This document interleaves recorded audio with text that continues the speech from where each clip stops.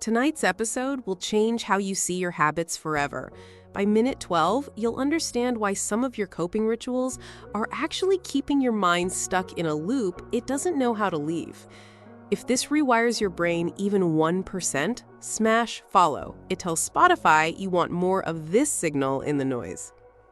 We all have rituals, tiny things we do every day to cope, to calm, to avoid. A certain way of lining up your shoes before bed, triple-checking the stove, scrolling TikTok in the exact same sequence, FYP, DMs, then saved videos. Or maybe it's the playlist you always run to when you're anxious. Same 3 songs, same order.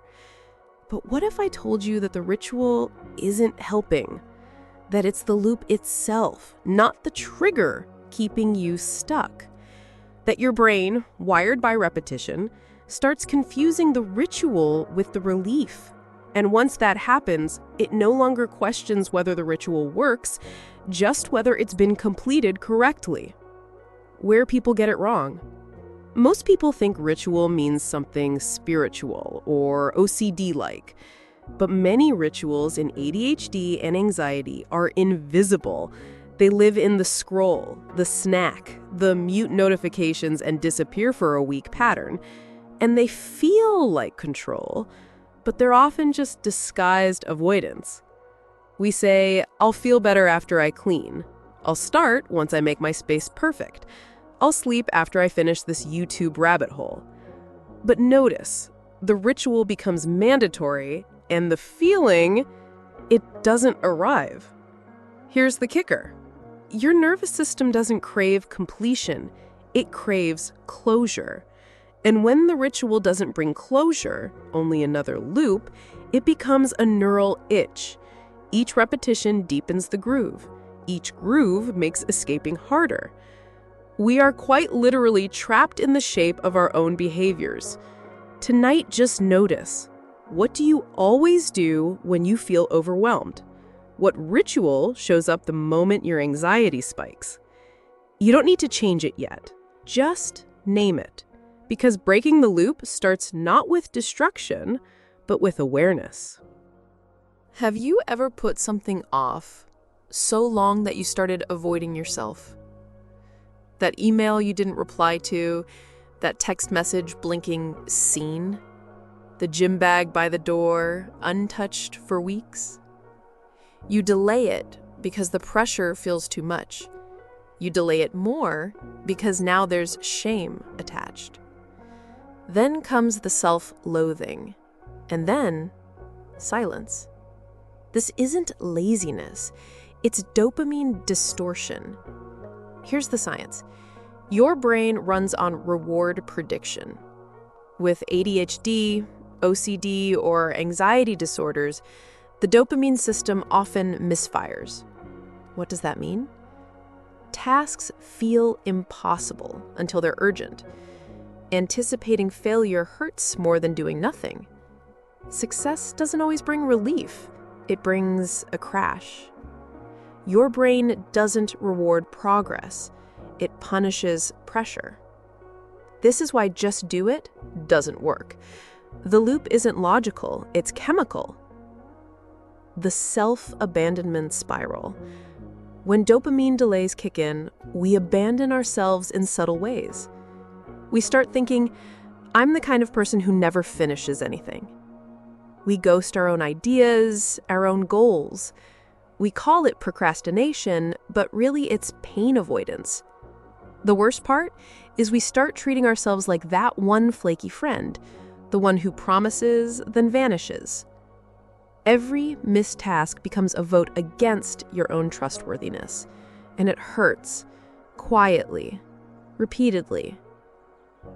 What people get wrong.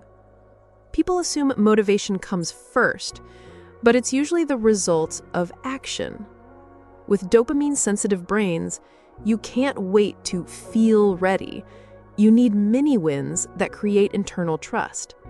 Not go to the gym, just put your shoes on. Not reply to 30 emails, just open the app and star 1. Not write the report, just type the title. The action teaches your nervous system, I don't abandon you anymore. Tonight, ask yourself, what's one small thing you've delayed, not because you're lazy, but because you didn't feel safe to fail? And what's the smallest possible version of starting that your future self would thank you for? You're not broken. Your system just forgot what safety looks like. Let's remind it, one mini win at a time. Some days, your brain says, I have no energy. But does that mean rest? No. You lie there, scrolling, doom scrolling, binge watching, but never resting. You delay that one thing for 9 hours and feel guilty the entire time. That's not low energy. That's mental fog disguised as fatigue. That's avoidance wearing a hoodie labeled tired. And your nervous system? It's caught in a trap where doing nothing feels exhausting, but doing anything feels worse. Here's what's really happening. Your body isn't lying, but it's not telling the whole truth. If it were true exhaustion, you'd sleep. If it were true rest, you'd feel restored. But when energy feels fake, it's usually emotional weight, not physical depletion. ADHD brains burn more fuel doing nothing than most people burn doing something.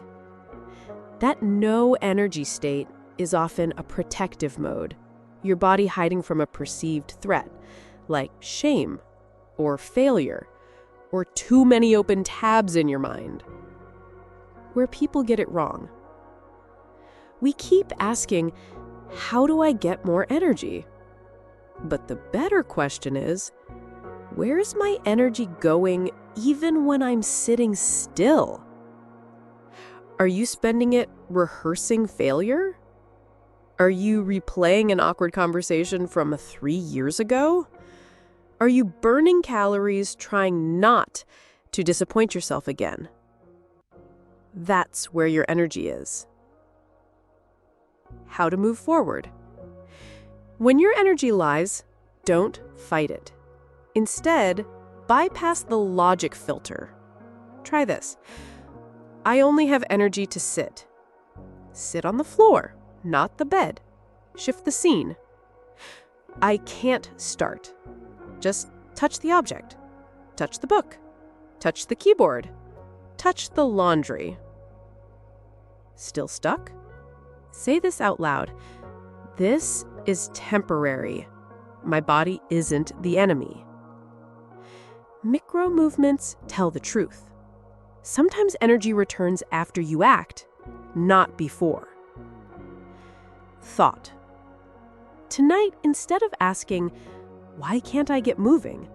Ask, what would my energy say if I stopped trying to silence it? And remember, you've felt this before. You got out of it then. You'll get out again. Your energy isn't gone. It's just trapped in fear. We'll help it breathe again, one exhale at a time. Have you noticed how it swings? One moment, you're unstoppable. You clean the house, reply to 17 messages, plan your entire life in an hour. You feel like you're finally winning. But then, nothing. A sudden crash. It's like your brain pulls the plug and you're back on the floor, watching dust float in the sunlight. This is the ADHD OCD pendulum.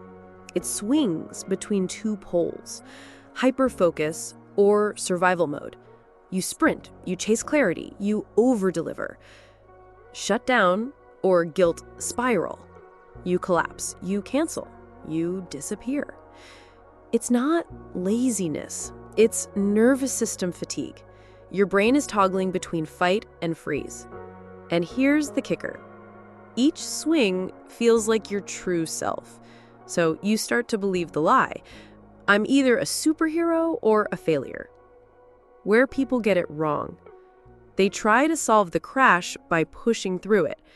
They think discipline will fix the swing. But discipline without recovery just feeds the next shutdown. What's really happening? Your brain's regulation system is burning out. Your cortisol is high, your dopamine is spiking, and your energy has no pacing strategy. You're not broken. You're just stuck on a roller coaster no one taught you how to ride. How to break the swing. Start by not punishing the crash. Say this: this is a pattern, not a personal flaw. Then, during overdrive, set artificial limits. Even though I can keep going, I'll stop after this task. Treat energy like a budget, not a lottery win. During shutdown, do 1% of a routine. Not the full workout, just socks on. Not a full shower, just wash your face. Give your nervous system something gentle to hold on to. Track the swings. Literally, write down, today I felt myself rising, or today I crashed. Patterns emerge, guilt fades. Final reflection. Your energy isn't random. It has rhythm, like tides. It only becomes a problem when we expect it to be linear. But you're not a machine. You're a tide pool, full of cycles, mystery, and life. So tonight, instead of chasing momentum or mourning its loss, just say, I'm learning the dance of my own pendulum. And that is more than enough. We're told motivation is the spark, that if you had enough of it, you'd finally do the things you care about. But what if I told you motivation doesn't come before action? What if that whole model, feel inspired, then act, is backwards? The lie of the lightning bolt. You sit there waiting for the lightning, waiting for the moment the energy arrives and your brain lights up like a storm. But with ADHD, OCD, and dysregulated minds, the lightning often doesn't come. Not when we want it, not when we need it. So we label ourselves unmotivated, lazy, undisciplined. But these aren't traits. They're symptoms of a misunderstanding. The science shift. Action first, emotion second. Motivation isn't fuel. It's a byproduct. What actually kicks things off? Momentum. Starting something small creates the neurochemical shift we associate with being motivated. Structure. Clear edges, low friction entry. Not a blank page, but a template. Not write today, but open Google Docs and write one sentence. Micro wins. Each tiny win drops dopamine, and dopamine is what ADHD brains crave. Reframing the struggle. Ask this instead of, why can't I start? What would make this frictionless? Can I reduce the task to 20 seconds? Can I make it easier to start than to avoid? Even brushing your teeth can start with standing by the sink. Once you do something, motivation can follow, not the other way around. Real talk, you're not lazy, you're under-signaled.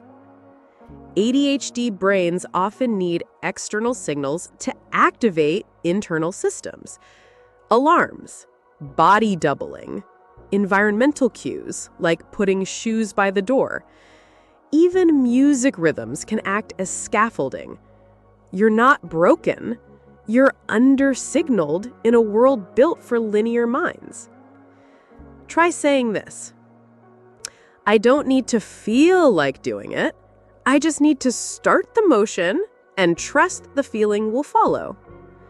Motivation is not a lightning bolt from the gods. It's a matchstick in your pocket. It only lights when struck. Final reflection. You've been told to wait for motivation.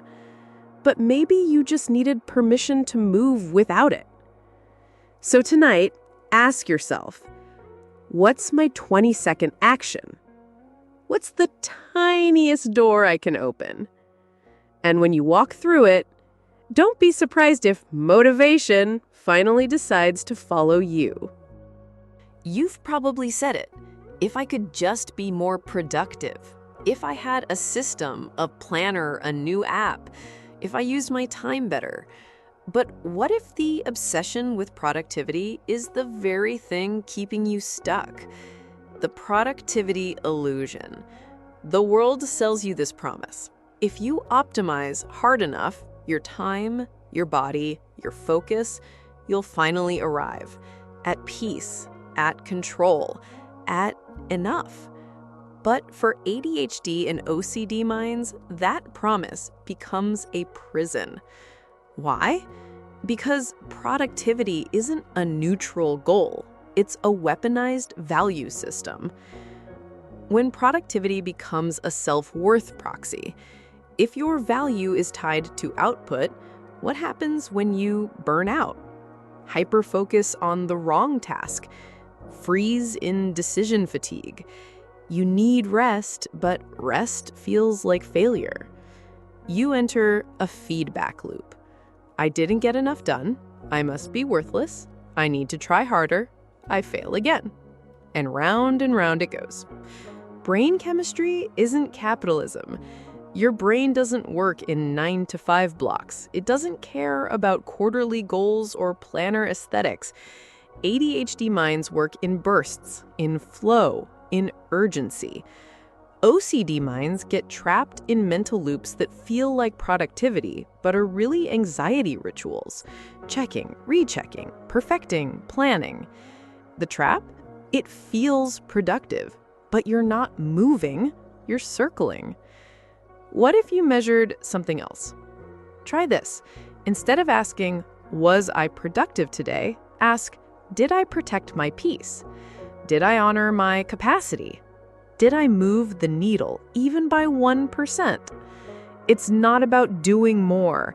It's about escaping the lie that worth equals output. You don't need to earn your rest. This part matters. You don't need to earn your rest. You don't need to justify joy. You don't need to be efficient to be worthy. You're allowed to exist, even if you didn't tick every box, especially then. Final reflection. Maybe the real rebellion isn't hacking your time. Maybe it's reclaiming your right to be a person, messy, non-linear, enough. Tonight, whisper this to yourself. I am not a machine. I'm a mind learning to breathe again. And let that be your productivity. Friction. It sounds like something we should avoid. Tech wants to eliminate it. Designers obsess over streamlining it. Productivity gurus call it the enemy. But what if friction is exactly what we need?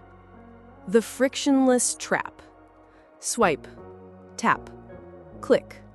Content, content, content. Everything is smooth now.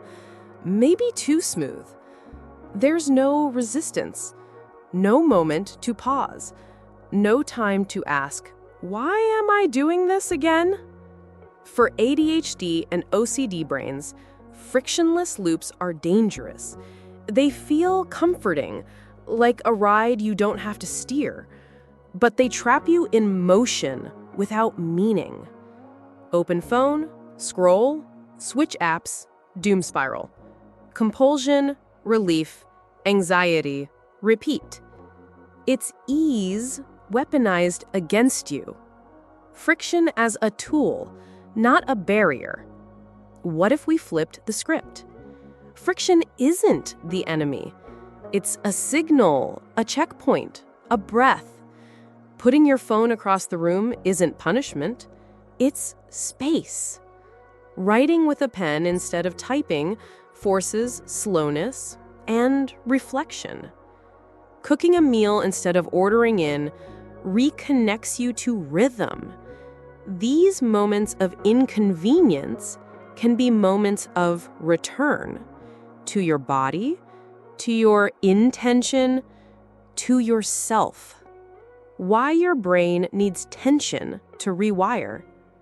The brain changes not when things are easy, but when it's slightly hard, but doable. That's neuroplasticity. That's how habits form. That's where change begins. In friction, not flow. If it's too easy, it doesn't stick. If it's too hard, you give up. But the right kind of friction, that's growth. Micro-strategies for intentional friction. You don't need to overhaul your life. You just need small resistance points that say, pause. Digital delay. 10-second timers on your social apps. Single task rituals. Light a candle when you sit to write. No music, no distractions. Movement friction. Put your yoga mat where you trip on it. Sleep cue friction. No screens in bed. Book instead. Tiny acts, massive returns. Final reflection. We're told that life should be effortless, but sometimes what heals us isn't the smoothest road. It's the little bump that wakes us up. The quiet tug that says, "You're slipping. Come back." So tonight, ask yourself, where do I need friction to feel human again? Then add it back in, deliberately, lovingly, slowly. Not every place you exist in is safe for your brain. And I'm not talking about danger in the dramatic sense. I'm talking about overstimulation, triggers, emotional noise. ADHD, OCD, anxiety, they thrive in chaos. Your mind becomes a war zone when your environment whispers 1,000 demands at once. But here's the truth. You can build safety, one deliberate choice at a time. Your environment is not neutral. Look around your room right now. Does it calm you or quietly activate your stress loop? A cluttered desk equals a cluttered decision tree. Bright overhead light equals visual overwhelm. Notifications everywhere equals fractured focus. No clear sleep zone equals no signal to rest. Your physical space becomes part of your mental space. And when everything is shouting, your mind never gets to whisper. The safe house framework. A safe house for your mind doesn't need to be perfect. It needs to feel like yours. Start with 3 zones. The reset corner. A chair, a plant, maybe a salt lamp. No screens, no expectations. Just somewhere you can land when everything feels too much. The deep work zone. Keep it sacred, one purpose only. Headphones, water, clean surface. If possible, face a wall or a calming image, not a hallway or clutter. The sleep portal. Make your bed feel like a cue, not just a surface. Low lighting, weighted blanket, a scent you only use at night. Lavender, cedar, something grounding. No bright screens, no unfinished to-do lists. Each zone equals a cue. Each cue equals a neurochemical nudge toward regulation. Micro shifts with macro impact. Small environmental tweaks equal major nervous system relief. Light a candle before journaling. Declutter just one corner, not the whole room. Use noise-canceling headphones as a mental doorway. Turn off overhead lights after 9 p.m., just warm lamps. These are environmental interventions, just as valid as medication, just as powerful as therapy, when done consistently. Designing with your future self in mind. Ask, what would soothe the version of me who feels panicked at 3 a.m.? Then build toward that. Leave a note beside your bed. You've been here before. You'll make it through again. Keep a playlist called Emergency Calm. A tiny basket with your favorite fidget, lip balm, and soft socks. The best healing spaces don't scream productivity. They whisper permission to rest. You don't need a bigger house. You need a safer space, crafted from intention, not square footage. Every pillow, every object, every routine can be a message that says, you are not broken, you are just overstimulated, and you are allowed to feel safe again. So tonight, build your safe house, even if it's just one corner, one light, one moment of peace. Because peace isn't a place you find, it's a place you create. What if your mind isn't disordered, just badly mapped by systems that were never built for you? That's where we go next.